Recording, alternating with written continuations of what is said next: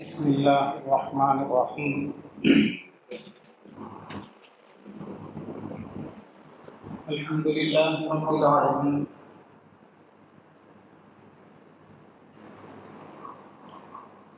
والصلاة والسلام علی سید الانبیاء والمرسلین اما بعد اعوذ باللہ من الشیطان الرجیم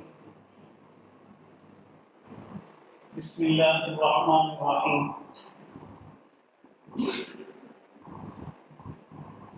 ان اللہ یأمرکم ان تؤدوا الامانات الی اہلها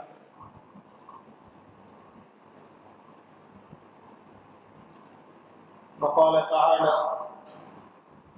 ولا تكتموا الشهادة ومن يكتمها فإنه آثم قلبه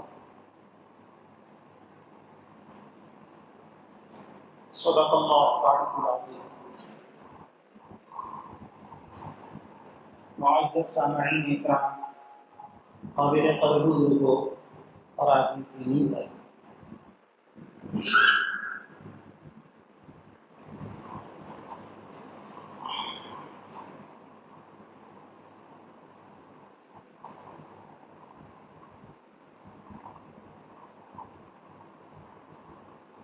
جناب نبی کریم حضرت محمد مصطفیٰ صلی اللہ علیہ وسلم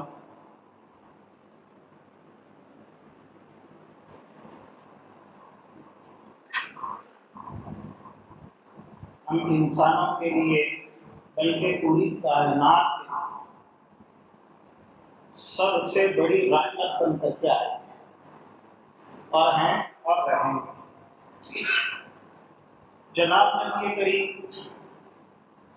حضرت محمد مصطفیٰ صلی اللہ علیہ وسلم کی آمد سے پہلے دنیا کے حالات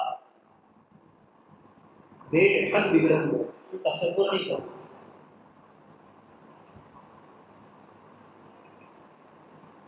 انسان انسانوں کا غلام بنا ہوا تھا، پوری دنیا میں جہاں نظر ڈالی جاتی وہاں یہی کیفیت تھی، غلامی کی زنجیروں میں جکڑا ہوا تھا۔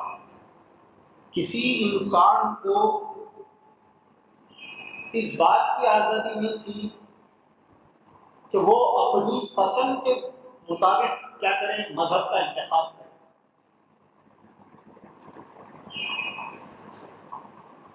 چھوٹے چھوٹے رجواڑوں میں، چھوٹی چھوٹی بادشاہتوں میں لوگ بٹے ہوئے تھے، تو اپنے راجا اور اپنے بادشاہ کا جو مذہب ہوتا وہ مذہب ماننا لازم ہوتا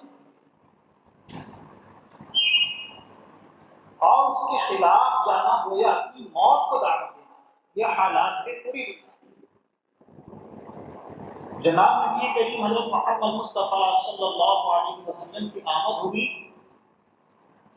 اور آپ کی محنتوں سے حضرات صحابہ کرام رضوان اللہ تعالی علیہم اجمعین کی جماعت جب وجود میں آ گئی اور حضرات صحابہ کرام کی محنتوں کی وجہ سے امن کا جو ماحول قائم ہوا، تو اس کے بعد جا کر کے جناب نبی کریم حضرت محمد مصطفیٰ صلی اللہ علیہ وسلم کی تعلیمات کی برکت سے انسانوں کو نجات ملی، آزادی ملی۔ آج ہم جس آزاد فضا میں موجود ہیں، آپ تحقیق کر کے دیکھ لیجیے، ریسرچ کر کے دیکھ لیجیے، پتہ چلے گا اللہ کے نبی کے قدموں کی برکت ہے کہ آج ہم میں سے ہر ایک بالکل آزاد ہے، اپنی پسند کے مطابق مذہب کیا کر سکتا ہے، اور آج کوئی اپنی پسند سے دوسرا مذہب اختیار کر لے تو اس بنیاد پہ اس کو ہتھکڑی نہیں لگائی جا سکتی، اس کو جیل میں نہیں ڈالا جا سکتا، اس پہ جبر اور ظلم نہیں کیا جا سکتا۔ یہ جو حالات پیدا ہوئے ہیں یہ اللہ کے نبی حضرت محمد مصطفیٰ صلی اللہ علیہ وسلم کی آمد کی برکت ہے۔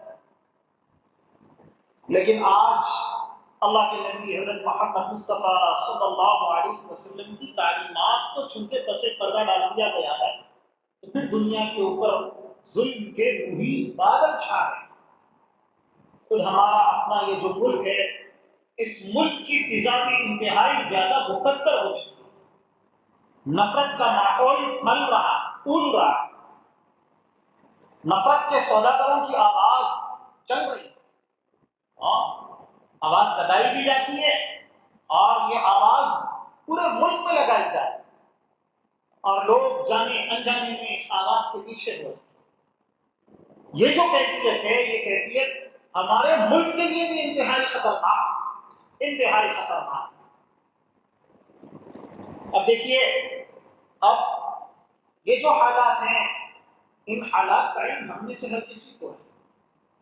جس کسی کو کھڑا کرو اور کہو کہ بھائی آج کے حالات کیا ہیں بتاؤ، تو ہر ایک بتائے گا، مجھ سے اچھی طرح بتائے۔ لیکن اب یہ جو موقع ہے ہمارے پاس، یہ جو دن چل رہا ہے، بالکل ووٹنگ کا زمانہ قریب ہے۔ کچھ ہی دنوں کے بعد ووٹنگ کا مرحلہ آنے والا ہے، کرنے کا کام آ گیا۔ اب اگر ہم پیچھے رہ گئے، اس ظلم کے خلاف اگر ہم کچھ کر سکتے ہیں تو کرنے کا موقع یہ ہے۔ اگر اب ہم خاموش رہے، اگر اب ہم نے اپنی ذمہ داری ادا نہیں کی، تو اس کا خمیازہ انتہائی خطرناک انداز میں ہمیں بھگتنا پڑتا ہے۔ اور ہمارا مسئلہ یہ ہے کہ جب کام کرنے کا وقت ہوتا ہے تو ہم تک سوئے پڑے رہتے ہیں، جب وقت ختم ہو جاتا ہے تو نتیجے بھگتنا پڑتا ہے، تو اس وقت میں رونے لگتے ہیں۔ لیکن اس وقت کے رونے کا کیا فائدہ؟ جب موقع ہمارے ہاتھ میں ہو اور اس وقت ہم اپنا کوئی کردار ادا کر سکتے ہیں، ہم وہ کردار ادا نہ کریں تو یہ بہت خطرناک بات ہے۔ اور اس وقت میں ہمارے اکابرین کی طرف سے بات چلائی جاتی ہے، دیکھو یہ سمجھنا کہ یہ ایک پالیٹکس ہے، سیاست کا معاملہ ہے، سیاست کو مذہب سے بالکل الگ سمجھنا، یہ خود کیا ہے کہ مذہب اسلام جو ہے، یہ سمجھ لو کہ حسین و جمیل اس کی بہت خوبصورت ترین، کامل ترین شکل ہے، جو اللہ کے نبی ہے محمد مصطفیٰ صلی اللہ علیہ وسلم مذہب اور مذہب اسلام، دین اسلام جو لے کر کے آئے تھے، تو اس کی جو حسین و جمیل شکل ہے، اس شکل کو ہم بگاڑ دیتے ہیں، اس کا حسن ختم کر دیتے ہیں، اس کا ایک معمولی سا ٹکڑا لیتے ہیں، اور اس کے اندر جو حسین و جمیل بال ہیں، سمجھ لو کہ بال اڑا دیے، ہاتھ کاٹ دیے، پیر کاٹ دیے، لونگی لنگڑی، اور گویا اپنے پسند کے مطابق ایک چھوٹی سی دو تین باتیں لے کر کے ہم کہہ رہے ہیں کہ یہ دین اسلام ہے، یہ اللہ کے نبی لے کر کے آئے۔ یہ بہت بڑا دھوکہ ہے، اور یہ یہودیت ہے۔ یہودی جو تھے نا، یہودیوں کی یہ صفت تھی کہ وہ نبیوں کا لایا ہوا دین بدل دیا کرتے تھے اور اپنی پسند کے مطابق عمل کرتے تھے اور نبیوں کے خلاف ہو جایا کرتے تھے، اور بہت سی باتوں کو جو ان کے مفاد، ان کے فائدے، ان کی مرضی کے خلاف ہوتی تھی تو وہ کاٹ دیا کرتے تھے، اور بالکل گویا اپنے نبیوں سے لڑنے پر آمادہ ہو جایا کرتے تھے، مارنے مرنے پر آمادہ ہو جایا کرتے تھے۔ یہ یہودیت ہے۔ یہودیت کے اندر یہ بات ہے کہ وہ دنیا ان کے رگ و ریشے میں سرایت کر جاتی ہے، اتر جاتی ہے، تو جب اتر جاتی ہے تو وہ اپنی دنیا کے لیے اس طرح کا کام کرتے ہیں۔ لیکن یہ جو اسلام ہے، اسلام تو نام ہے ان صلاتی و نسکی و محیای و مماتی للہ رب العالمین۔ اللہ کے نبی صلی اللہ علیہ وسلم جب آئے تھے تو آپ نے یہ جو دعویٰ تھا نا، قیصر کا حق قیصر کو دو، خدا کا حق خدا کو دو، اس کو اپنی جوتی کی نوک توڑ آیا ہے۔ آپ نے کہا تھا یہ گویا عیسائیوں کا عقیدہ ہو جب وہ لوگ کہتے ہو کہا کریں، حالانکہ عیسائیت کا بھی عقیدہ نہیں تھا، لیکن اس زمانے کے یہود و نصارہ اگر اس روش پر چلا کرتے ہو چلا کریں، لیکن میری جو بات ہے وہ تو یہ ہے کہ دیکھو ہم غلام ہیں، ہر لین سے غلام ہیں، ہم کہیں کسی پہلو اور کسی شعبے میں آزاد نہیں ہیں۔ یہ اللہ کے نبی کا دعویٰ ہے، اور اللہ کے نبی محمد مصطفیٰ صلی اللہ علیہ وسلم نے کامل دین ہمارے سامنے پیش کیا ہے۔ آج اب ہم یہ کہتے ہیں کہ بھئی نماز اور روزے سے متعلق تو باتیں بتائی جائیں، لیکن یہ تو سیاست ہے، سیاست کا مذہب اسلام سے کیا تعلق؟ یہ ہماری غلط فہمی ہے، جہالت ہے۔ حضرت شاہ ولی اللہ محدث ذہبی نور اللہ مرقدہ نے حجت اللہ البالغہ میں جو سیاست کی 3 قسمیں کر کے رکھی ہیں بتایا ہے۔ گھر کی سیاست کیسے کی جائے، تدبیر منزل، ملک کی سیاست کیسے کی جائے، عالمی سیاست کیسے کی جائے، علماء کی بڑی بڑی کتابیں اور اللہ کے نبی محمد مصطفیٰ صلی اللہ علیہ وسلم نے بھی تو سیاست کی ہے نا۔ مکہ میں بھی آپ نے ظلم سہنے والی سیاست کی، آپ نے یہ کہا کہ دیکھو کنگن بنو اور اپنے مقصد کے لیے قربانی دینے کا جذبہ پیدا کرو، اور جب مدینہ چلے گئے، مدینہ جانے کے بعد آپ نے سیاسی حکمت عملی پوری دنیا کے سامنے رکھی۔ دیکھو صرف مسلمان نہیں، مسلمانوں نان مسلموں سب کو لے کر کے سیاست کس طرح کی جاتی ہے۔ مدینہ کی زندگی اللہ کے نبی کو اٹھائیے، اللہ کے نبی نے کیسا نمونہ پیش کیا کہ سیاست اللہ کے نبی نے نہیں کی ہے، اللہ کے نبی نے بھی سیاست کی ہے۔ ہاں آج کی جو گندی سیاست ہے، یہ سیاست اللہ کے نبی کی طرف کو منسوخ نہیں کی جا سکتی، جس میں دھوکہ دیا جاتا ہے، جس میں غلط کام کیے جاتے ہیں، اور جس میں سامنے والے کو گویا دھوکہ اور چکمہ دے کر کے اور اس پر ظلم کر کے اپنا مقصد حاصل کیا جاتا ہے۔ اللہ کے نبی صلی اللہ علیہ وسلم کی سیاست میں اس کی کوئی گنجائش نہیں، لیکن اللہ کے نبی محمد مصطفیٰ صلی اللہ علیہ وسلم نے بھی سیاست کی ہے۔ برحال آج میں تھوڑا سا ووٹ کے متعلق سے کچھ باتیں آپ حضرات کے سامنے پیش کرنا چاہتا ہوں۔ حضرات علماء کرام نے ووٹ کی متعدد حیثیتیں لکھی۔ دیکھو اگر ووٹ کو آپ یہ سمجھتے ہو کہ یہ امانت ہے، اور امانت کا مفہوم تو بہت بڑا ہے، جتنی بھی اس کی جہتیں ہیں وہ ساری جہتیں اس امانت کے مفہوم میں شامل ہو سکتی ہیں، تو یہ کہا کہ بھئی یہ ایک امانت ہے۔ ان اللہ یأمرکم ان تؤدوا الامانات الی اہلہا۔ دیکھو امانتیں اس کے اہل تک کیا کرنی چاہیے، پہنچانی چاہیے۔ ووٹ کا معاملہ ایک امانت ہے۔ ملک کا مستقبل کیا ہوگا، ایک جمہوری ملک میں جہاں پر جمہوریت ہو تو یہ حق وہاں کی عوام کو دیا جاتا ہے۔ یہ غلط بات ہے کہ یہ کہاں تک صحیح ہے۔ بھائی ہم اگر اپنے گھر کا معاملہ حل کرتے ہیں، اپنی بچی کی شادی کا مسئلہ ہے، رشتے کا مسئلہ ہے، تو ہم لوگ ایسا نہیں کرتے کہ ہر غیر جس کو کچھ نالج نہ ہو، کچھ عطا پتہ نہ ہو، سب کو جمع کر کے کیا کریں، اپنی بچی کے رشتے سے متعلق اس سے مشورہ کریں، نہیں، بلکہ اہل لوگوں کو تلاش کیا جاتا ہے۔ تو ہونا تو یہ چاہیے کہ لیکن یہاں پر تو ہر ایک سے، چاہے وہ پڑھا لکھا ہو نہ پڑھا ہوا ہو، سب کو برابر حیثیت دی جاتی ہے۔ لیکن اب یہ ہمارے بس سے اوپر کی بات ہوگی، جب اللہ پاک گویا ہمیں کچھ استطاعت دیں گے تو اس کو بدلیں گے، لیکن اس وقت کو جو بات چل رہی ہے وہ جمہوری نظام ہے، اور جمہوری نظام اسلام کے بالکل ایسے کے خلاف ہو، اس کو بالکل اختیار نہ کیا جا سکتا ہو، یہ بات نہیں، بلکہ جمہوری نظام کے ساتھ بھی ہم مکمل طور پر اسلام کا عمل کر سکتے ہیں۔ اسی لیے ہمارے اکابرین نے اس نظام کا ساتھ دیا اور اس ملک کو سیکولر بنایا، اور یہ کہا تھا کہ یہاں جمہوری اقدار پر حکومتیں کی جائے، تو ہمارے اکابرین نے گویا جمہوریت کو سپورٹ بھی کیا، کہا بھی ہے، اور اسی کی بنیاد پہ ہماری گویا ہندوستان میں جتنی سیاسی حکمت عملی ہوتی ہے وہ طے ہوتی ہے۔ تو ایک جمہوری ملک کے اندر ووٹ کی کیا حیثیت ہے، تو ہر ایک کو سمجھنا چاہیے یہ بات کہ دیکھو اگر ہم کیا کریں کہ ووٹنگ کے معاملے میں غفلت کا شکار ہوتا ہے، لاپرواہی برتیں، تو یہ جو جمہوری اقدار ہے جس کی ہم بات کرتے ہیں، انصاف ملنا چاہیے، آزادی ملنا چاہیے، اور سب کے ساتھ برابری اور مساوات ہونی چاہیے، یہ جو ہماری باتیں ہیں، اور جو انسانی ضرورتیں جن کی بنیاد پہ یہ حکومتیں بنتی ہیں۔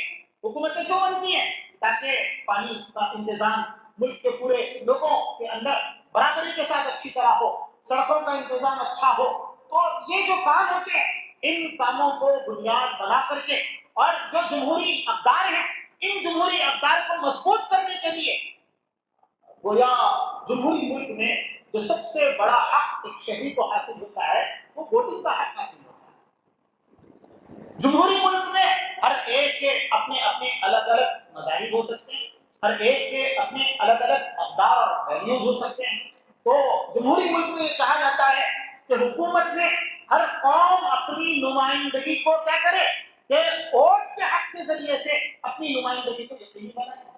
وہ کیا کرے کہ حکومت کی اپنی نمائندگی کا کام ووٹنگ کے ذریعے سے کرے، ووٹ کرے، ووٹ کر کے کیا کرے کہ بھئی وہ اپنی نمائندگی کو ہماری اپنی مرضی کے مطابق جو فیصلے ہیں، جو مشترکہ اقدار ہیں جس میں ہمارے اپنے مذہبی ویلیوز بھی شامل ہوتے ہیں، تو ان سب چیزوں کے تحفظ کے لیے سب سے بڑا حق کسی جمہوری ملک میں جو ہوتا ہے، کسی عام آدمی کے پاس تو ووٹنگ کا حق ہوتا ہے۔ اب یہ اگر ووٹنگ کا معاملہ بگڑ جائے، ہاں ووٹنگ کا معاملہ بگڑ جائے گا تو اس سے اتنے خطرناک مسائل پیدا ہو سکتے ہیں کہ آدمی تصور نہیں کر سکتا. آج دیکھو گلی کوچے کے اندر کیسے کیسے نعرے کھلے عام لگائے جائے اور کس طرح کی نفرت کی باتیں کی جا رہی ہیں. ہاں یہ جمہوریت کا قتل ہے, جمہوریت کا قتل ہے جو کیا جا رہا ہے, اور کھلے عام اس طرح کے مناظر ہم دیکھ رہے ہیں. تو یہ جو چیزیں ہیں ان کو روکنا اگر ہم چاہتے ہیں تو ہمارے پاس ایک ہی حق کیا ہے کہ ووٹ کا حق ہے. اس کو سیاسی شعور کے ساتھ سمجھداری کے ساتھ کیا کریں, اختیار کریں. اور ووٹ کی جو حیثیت بنتی ہے وہ یا تو امانت کی ہے یا وکالت کی ہے کہ ہم اپنی طرف سے جس کو منتخب کرتے ہیں اس کو کیا کر رہے ہیں, ہم اپنا وکیل بنائیں یا اس کے لیے سفارش کر رہے ہیں. سفارش کی ہے اور سفارش کے متعلق بھی قرآن حدیث میں احکامات آئے. ومن یشفع شفاعۃ حسنۃ یکن له نصیب منها, اس طرح کی باتیں. تو اور اقدار کو اس کی ایک حیثیت جو ہمارے علماء کہتے ہیں اور بہت زیادہ علماء بیشتر علماء کہتے ہیں کہ شہادت کی گواہی کی ووٹ کی حیثیت. تو گواہی کے متعلق کلام پاک میں کہا گیا کہ دیکھو کہ ولا تکتموا الشہادۃ, گواہی کو تم چھپاؤ. گواہی جب دینے کا موقع آ جائے تمہیں پتا ہو تو گواہی دو. اور کلام پاک میں یہ بھی کہا گیا ولا یضر کاتب ولا شہید, کہ گواہی دینے والے جو ہے نا ان کے اوپر بڑا زبردست طریقے کا پریشر کریٹ کیا جاتا ہے ذاتی مفاد کے لیے, کہ ہمارے مفاد کے خلاف کوئی گواہی نہ دے. جس کے خلاف گواہی جا رہی ہے وہ لوگ گواہوں پہ پریشر کریٹ کرتے ہیں. تو کلام پاک نے منع کیا ہے کہ دیکھو اس طرح کا پریشر کریٹ نہ کرو, ان کو آزادی دو. تو برحال یہ ایک گواہی ہے. اور کلام پاک نے کہا ہے کہ گواہی کو چھپانا نہیں, بلا تکتموا الشہادۃ ومن یکتمها فإنه آثم قلبه, اور گواہی کا چھپانا یہ گناہ کا ارتکاب کرنا, گناہ کا ارتکاب کرنا. یہ والی جو آپ جون سی بھی حیثیت نکالو آپ کو شریعت کے اندر اس کے احکام ملیں. سفارش بھی ہو تو آپ کسی غلط بات کی سفارش نہیں کر سکتے, آپ جانتے بوجھتے بس اس بنیاد پہ کہ کہیں سے تھوڑا سا ہمارا مفاد نکل, ذاتی مفاد. ہاں کچھ پیسے مل گئے, پیسے لے کر کے نان مسلم غیر مسلم ووٹ دیتا ہو دیا کرے, لیکن ایک مسلمان پیسے لے کر کے ووٹ دینے کا تصور آ جائے ایک مسلمان کے اندر, بھائی اس کی حیثیت تو رشوت کی ہے, بدترین گناہ ہے, بدترین گناہ. آپ جو ہے پیسہ لے کر کے کیا کریں کہ تھوڑے سے پیسے تو 2 دن میں ختم ہو جائے. اور ہم لوگوں نے دیکھا بھی ہے کہ یہ غداری ہے, پیسہ لے کر کے ووٹ دینا, ایسے شخص کو ووٹ دینا جو ملک کو ڈبائے گا, جو قوم کو ڈبائے گا, جو قوم کا نقصان کرے گا. تو یہ ملک کے ساتھ غداری, بہت بڑی غداری ایسی, اور قوم کے ساتھ بھی غداری, ایسی غداری ہے جیسی غداری کی مثالیں ہماری قوم کے اندر بہت موجود ہیں.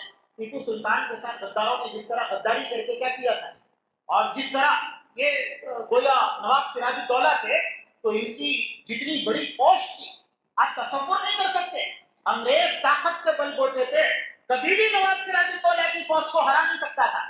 آپ کو کہیں جانے کی ضرورت نہیں, گوگل کر کے دیکھ لیجیے انگریزوں کی فوج کی تعداد کیا تھی اور ان کی فوج کی تعداد کیا تھی. نواب سراج الدولہ کتنی بڑی فوج تھی, لیکن جو نقصان ہوا ہے تو وہ نقصان کیوں ہوا, یہ چند ٹکے کے بدلے لالچ دے دی گئی زمین کی یا کسی چیز کی, تو یہ چند ٹکوں کے بدلے اپنا زمین بیچ دیا, اپنا زمین فروخت کر دیا. اس کے بعد جو حالات پیدا ہوئے اور جو حکومتیں ختم ہوئی اور جو انگریزوں نے قدم جمایا, یہ جو حالات آتے ہیں یہ زمین فروشی کے نتیجے میں آتے ہیں. ہم روپیہ لے کر کے پیسہ لے کر کے ملک جل رہا ہے, ہمارے سامنے آنے کا حالات کہ کس قدر خطرہ, اور ضرورت بھی نہیں نفرت کے سوداگر کھلے عام منہ کے ساتھ کھلے عام کھلا سب کے سامنے کہتے ہیں اپنے مقاصد اور وہ کیا کرنا چاہتے ہیں کھل کر کے کہتے ہیں.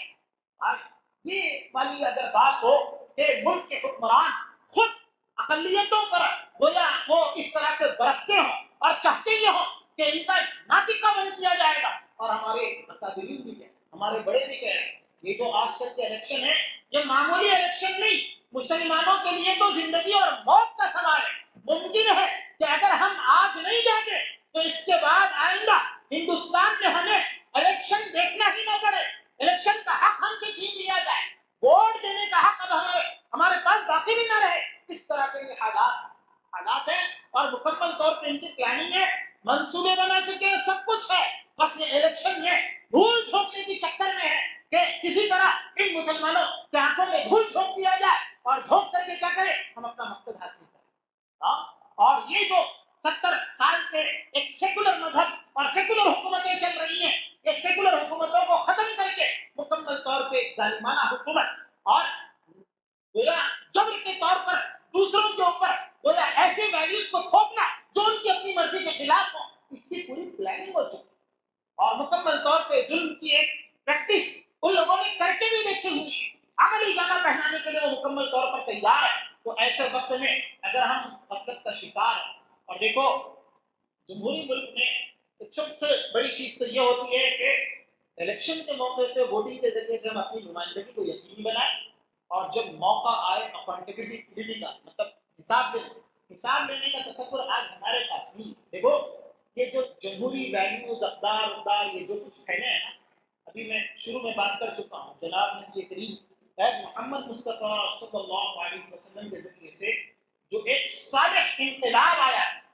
ایک صالح انقلاب، اس صالح انقلاب کو توڑنے کے لیے گویا ان لوگوں کو اس طرح کے اصولوں پہ آنا ان کی مجبوری بنی۔ آپ دیکھ لیجیے کہ اللہ کے نبی سے پہلے کمیونزم کا یہ کالونیزم کا کوئی تصور نہیں تھا، اور جب اللہ کے نبی کے ذریعے سے پوری دنیا میں ایسی حکومتیں قائم ہو گئی تو ان کے اوسان خطا ہو گئے کہ ایسی ناقابل تسخیر حکومتیں ان کی آ گئی سامنے، تو ان کو مٹایا کیسے جائے، اور لوگ جو ہے انصاف کے خلاف کوئی بات سننا نہیں چاہتے، تو اب لوگوں کو اپنے دانے فریب میں پھنسانے کے لیے کیا کرنا پڑے گا، تو ان لوگوں نے کیا کیا کہ اس طرح کی باتوں پر یہ مجبور ہوئے اور یہ سارے قوانین بنائے گئے، اور بے شک یہ قوانین انسانی حق میں ہے، لیکن مسئلہ یہ ہے کہ یہ جو انسان بھیڑیا ہے نا، یہ بھیڑیا اس کو جال بنا کر کے کیا کرنا چاہتا ہے، انسانوں کو اپنا دوبارہ غلام بنانے کی چکر میں یہ یہاں آ کر کے مسئلہ کھڑا ہوتا ہے۔ ورنہ تو یہ جو اصول ہیں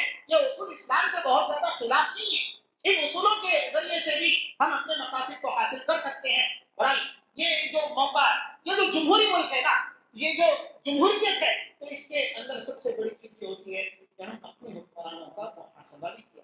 دیکھو اللہ کے نبی محمد مصطفیٰ صلی اللہ علیہ وسلم کی جو تعلیمات تھی، تو اس کی روشنی میں جو انقلاب آیا تھا نا، تو امیر المؤمنین 22 لاکھ مربع میل پہ جن کی حکومت حضرت عمر فاروق رضی اللہ تعالی عنہ، تو ایک مرتبہ خطبہ دینے کے لیے کھڑے ہوئے تو دیکھا کہ بھئی ان کے یہ جو کپڑا پہنے ہوئے ہیں، دو چادریں ہوتی تھی، ایک نیچے کی ایک اوپر کی، تو اوپر کی جو چادر ہے وہ بھی سیم ہے، نیچے کی جو چادر ہے وہ بھی سیم ہے۔ تو مال غنیمت میں کچھ مال آیا تھا تو وہ سب کو برابر تقسیم ہوا تھا، حضرت عمر فاروق رضی اللہ تعالی عنہ کو جو ملی تھی وہ ایک چادر ملی تھی، تو حضرت عمر فاروق رضی اللہ عنہ کے بدن میں دو چادریں ہیں، دو چادریں ہیں، تو آپ تصور کیجئے اکاؤنٹیبلٹی کا کہ بھائی اتنا بڑا امیر المؤمنین ہے، امیر المؤمنین ہونے اور 22 لاکھ مربع میل پہ حکومت ہے، لیکن ایک عام معمولی آدمی کھڑے ہو کر کے سوال پوچھتا ہے، امیر المؤمنین آپ کو تو ایک ملی تھی چادر، یہ دو کیسے آ گئی؟ امیر المؤمنین سے سوال کیا جا رہا ہے۔ آپ تصور کیجئے، یہی اصل کانسیپٹ ہے، یہی اصل اسلام ہے، اور جمہوریت بھی یہی ہے۔ یہ جو جمہوری اقدار ہیں، جمہوری اقدار میں بھی یہی اکاؤنٹیبلٹی، ایک عام آدمی بھی اپنے حکمران کا محاسبہ ہے کہ جس مقصد کے تحت، جس کی نمائندگی کرنے کے لیے، جس کی وکالت کرنے کے لیے ووٹ دے کر کے جس کو کرسیوں پر پہنچایا گیا ہے، تو وہ کرسی پر پہنچنے کے بعد اپنے بنگلے کو کھڑا نہیں کرتا، اور اپنے ذاتی مقاصد کے لیے یا جو لوگ اس کو پیسہ دے رہے ہیں حکمران کو، تو وہ پیسہ دینے والے کچھ مخصوص قسم کے گروہ اور لوگ اور چند لوگوں کے لیے وہ پورے ملک کو تو داؤ پہ نہیں لگا۔ یہ اکاؤنٹیبلٹی کرنا اور یہ حساب کتاب کرنا، یہ سیاسی شعور رکھنا ایک جمہوری ملک میں ہر شہری کا اپنا حق ہے۔ وہ سمجھے، ان باتوں کو سوچے، غور کرے اور دیکھے، اور جب ووٹ کا وقت آئے گا تو وہ حساب کتاب دے، اور حساب کتاب لے کر کے کیا کرے کہ وہ اپنے حکمرانوں سے وہ سوال کرے، طلب کرے، اور اگر وہ اس کرسی کے لائق نہ ہو تو اپنا کردار ادا کرے ووٹنگ کے ذریعے سے، اور اپنی گواہی کو درج کرے، پیش کرے کہ آپ یہ حکومت چلانے کے قابل نہیں۔ اب ان کی جو باتیں ہیں، یہ باتیں اس ملک کے رہنے والے عام لوگوں کے مفاد میں نہیں ہیں۔ یہ جس رخ پہ ملک کو لے جانا چاہتے ہیں، ایک خطرناک قسم کا ماحول ان لوگوں نے کریٹ کر دیا ہے. اب یہ ملک کو خطرے کی طرف لے جا رہا ہے. اس سے ہمارا ملک تباہ ہوگا، برباد ہوگا. تو ایسے وقت میں اب اپنی مذہبی ذمہ داری سمجھ کر کے اپنی ذمہ داری کو ادا کرنے کے لیے ہر مسلمان کو آگے آنا یہ اس کا جمہوری حق بھی ہے. اور اسلامی اعتبار سے بھی اس وقت کوئی آپ دیکھیے ہمارے بس میں بس نہیں، ہمارے بس میں اس کا علامت کیا ہے؟ ہم کسی ظالم کا گریبان پکڑ کے مکہ مارنے یا کہ اس کو طاقت کے بلبوتے پر گھسیٹ کر کے اس کو کرسی سے اتارنے کے مکلف تو نہیں ہے. اگر کوئی ایسا کرتا بھی ہو تو وہ غلط کرتا ہے. ہمارے بس میں یہ سب کچھ نہیں ہے. ہمارے بس میں اب یہ ہے کہ اگر ہم ظلم کو روکنا چاہتے ہیں تو اپنا کردار ادا کریں. اور اکابرین کی طرف سے بھی یہی چاہا جا رہا ہے کہ دیکھو یہ وقت سونے کا نہیں، غفلت کا نہیں ہے. اور یہ ملک بالکل ایک عجیب طریقے کے دوراہے پر آ کر کے کھڑا ہو گیا ہے جہاں پر ہر مسلمان کو جاگنا ہے، سمجھنا ہے، سمجھ کر کے اپنے لیے کیا کرنا ہے، لاکھیں عمل تیار کرنا ہے. اور جو نفرت کے سودا کریں ان لوگوں نے تو پوری پلاننگ بھی کی اور چاہتے یہ ہیں کہ اب مسلمانوں کے ووٹ کو بھی تقسیم کر دیا جائے. ان لوگوں نے اپنے ووٹ کو سیو کر چکے، ان کا ووٹ بٹا ہوا نہیں ہے. جبکہ اللہ کے نبی نے ہمیں تعلیم دی تھی، ہمیں ہدایت دی تھی کہ لوگوں دیکھو جہاں کہیں 2 لوگوں 3 لوگوں اپنا امیر بنایا. لیکن آج مسلمان گھرانے اللہ کے نبی کی تعلیمات کو فراموش کر چکے. آج مسلم گھرانے کا کوئی امیر نہیں ہوتا. ایک گھر میں 10 لوگ ہیں تو ہر ایک بادشاہ بننا چاہتا ہے اور ہر ایک اپنی چلانا چاہتا ہے. آج یہ مسلمان گھروں کی حالت ہے. جب اللہ کے نبی یہ کہتے ہیں کہ دیکھو اپنا بڑا بناؤ، سفر میں نکل رہا تو سفر میں بھی 3 آدمی ہو تو 3 آدمیوں میں ایک آدمی کو اپنا امیر بناؤ. جس کسی کو لے کو اپنا امیر بناؤ اور ماننے کا مزاج پیدا کرو. اور امیر کی اطاعت کا کیسا حکم دیا. لیکن آج ہم لوگ جانتے نہیں ہیں ان چیزوں کو اور چھوٹے موٹے مفاد کے لیے دیکھو جمہوریت کے لیے بھی نقصان دہ ہے، اللہ کے نبی کی تعلیمات کے بھی خلاف ہے. قبیلے کی بنیاد پہ ساتھ دینا، برادری کی بنیاد پہ ساتھ دینا. جو امیدوار ہے امیدوار کو دیکھو یہ میرے اپنے قبیلے کا ہے. یہ بھی مت دیکھو کہ یہ مسلمان ہے، صرف مسلمان ہونا دیکھنا یہ غلط ہے. یہ دیکھو کہ وہ مسلمان ہے تو ظالم کو نہیں، یہ دیکھو کہ وہ مسلمان ہے تو عام لوگوں کا نقصان تو نہیں کرے گا. اللہ کے نبی کی تعلیمات تو یہ ہے. اللہ کے نبی کو رحمت بن کر کے آئے تھے. الدین والنصیحہ، دین تو نام ہے خیرخواہی کا، سب کے لیے خیرخواہی، صرف مسلمانوں کے لیے نہیں، نان مسلموں کے لیے بھی، غیر مسلموں کے لیے بھی خیرخواہی. تو خیرخواہی کے جذبات ہونے چاہیے. اور یہ برادری یہ جو اللہ کے نبی نے یہ اپنی جوتی کی نوک پہ اڑا کے رکھ دیا تھا، کالے گورے کی تمیز، کوئی کالا کوئی گورا، میں گورا تو گورے کا ساتھ دوں گا، میں کالا تو کالے کا ساتھ دوں گا، نہیں. بلکہ یہ دیکھو ایبلٹی کس کے اندر ہے، اہلیت کس کے اندر ہے، کون ملک کو آگے کی طرف لے جائے گا، کون ملک کی مثبت ترقی کرے گا، کس کی سوچ مثبت ہے، کس کی سوچ میں کوئی نفرت آ چکی ہے. تو نفرت کے سوداگروں کو مٹانا اور محبت کے سوداگروں کو آگے بڑھانا یہ ہمارا ٹارگٹ ہونا چاہیے، یہ ہمارا مقصد ہونا چاہیے. یہاں پر برادریاں بھی نہ دیکھیے، کوئی نان مسلم لکھتا ہے لیکن اس نان مسلم کو جتانے میں ہر ایک کا فائدہ نظر آتا ہو تو اس کے ہاتھ مضبوط کرو اور اس کی قیادت کو کیا کرو کہ تسلیم کرو. یہ اس وقت کا تقاضا ہے. لیکن کہیں اگر کوئی مسلمان نیک ہو، دیندار ہو اور اس کی آواز میں دم ہو، وہ انصاف کے لیے بولتا ہو، وہ انصاف کی آواز بنا ہوا ہو، تو اب صرف اس وجہ سے نہیں کہ وہ مسلمان ہے تو ہمیں مسلمان کو ووٹ نہیں دینا، یہ بھی نہیں. دیکھو وہ اگر انصاف کا علم بردار ہو تو نور علی نور ہے، وہ مسلمان بھی ہے اور عام لوگوں کے حق میں وہ گویا اپنے آپ کو پیش کر رہا ہے، آگے بڑھا رہا ہے. تو اس کے ہاتھ کو مضبوط کرو. اور دوسری ایک اہم بات کہہ کر کے میں اپنی بات کو ختم کرتا. دیکھو پیسے لے کر کے اس وقت میں اگر کوئی ووٹ دینے کا تصور رکھتا ہے تو یہ تو سمجھتے نہیں. دوسری جگہ پر جا کر کے تو بہت زیادہ اہمیت ہے، لیکن مسلمانوں کے متعلق سب کا ذہن بن چکا ہے یہ تو ایک روٹی کا ٹکڑا اور ایک گوشت کا ٹکڑا پھینک دو تو یہ تو اپنی طرف ہے، ان کو کچھ کرنے کی ضرورت نہیں، منانے کرنے کی ضرورت نہیں. یہ تصور ہے جو میں کہہ رہا ہوں، یہ جو تصور ہے ان لوگوں کا وہ میں بتا رہا ہوں. اس طرح کا تصور بنا ہوا ہے. انتہائی غلیظ ترین بات ہے یہ کہ پیسہ لے کر کے کیا کریں کہ ووٹ بیچیں. دیکھو ایمانی اس وقت میں یہ معاملہ دینی معاملہ بھی بن گیا. اب جو لوگ مالدار ہیں تو وہ کوشش کریں کہ جس کے پاس پیسہ نہیں تو میں کیا کروں گا کہ ان کی سواری کا انتظام کروں گا اگر انتظام کرنا پڑے. کہ دیہاتوں سے لا کر کے کسی جگہ پر ووٹ ڈالنے کے لیے وقت میں پہنچانے کے لیے سواریوں کی ضرورت ہو اور تعاون کی ضرورت ہو تو مالدار مسلمان آگے بڑھے. آگے بڑھ کے کیا کریں کہ بھائی ملک کو ایک بہت خطرناک ترین راستے پہ جانے سے بچانے کے لیے ہم کو اپنی ذمہ داری سمجھنا ہوگا اور یہ ذمہ داری ادا کرنا ہوگا. یاد رکھو اگر ہم نے یہ ذمہ داری ادا نہ کی اور یہ سمجھا کہ یہ دنیا کا معاملہ ہے تو آگے چل کے جب تک ہمیں امن حاصل نہیں ہوگا. تو آج تو ہم اتنا اچھی طریقے سے آپ کے سامنے اس طرح بات کر سک رہے ہیں.